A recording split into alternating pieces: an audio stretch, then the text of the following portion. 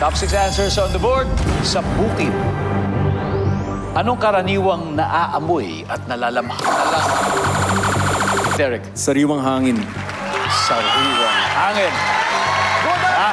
Ang sabi ng survey dyan ay... Meron pa.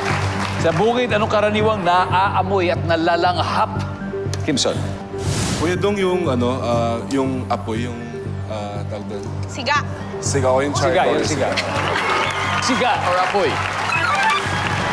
Mas mataas pa rin. Derek, pass or play? Play. Let's go do this. Okay. Ready, Andrea? Sa bukid, anong karaniwang naaamoy o nalalanghap? Dumi po ng hayop. Pwedeng kalabaw, kabayo, di ba usually? Kaya, yung dumi ng mga hayop. Sheila, sa bukid, karaniwang naaamoy o nalalanghap? Yung amoy ng mga halaman. Ganun. Amoy ng halaman. Survey says... Direct Franny, sa bukid, karaniwang naaamoy o nalalanghap? Lupa. Lupa, nandiyan ba ang lupa?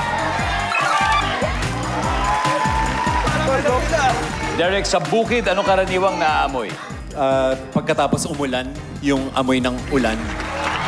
Alimuog. Alimuog. Alimuog. Survey says... Andrea, sa bukid, karaniwang naaamoy o nalalanghap? Amoy araw. Siyempre. Amoy araw. Parang di naligo, amoy araw.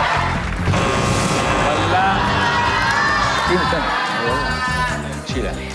Sa bukid, ano kaya karaniwang naamoy o nalalanghap? Yung luto ni nanay. Luto ni nanay.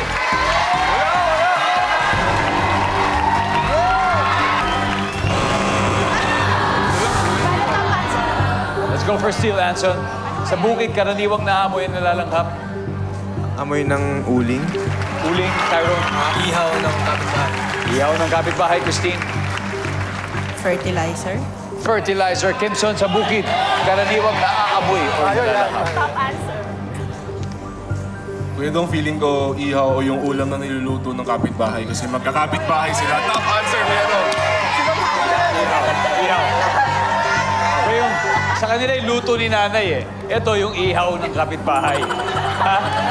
Nandiyan po ba yan, survey? Wala. Tignan natin kung ano itong isang hindi natin nakuha, number 5. May 94 points agad ang TV para Pinkan. Hashtag bawi po tayo sa round 2.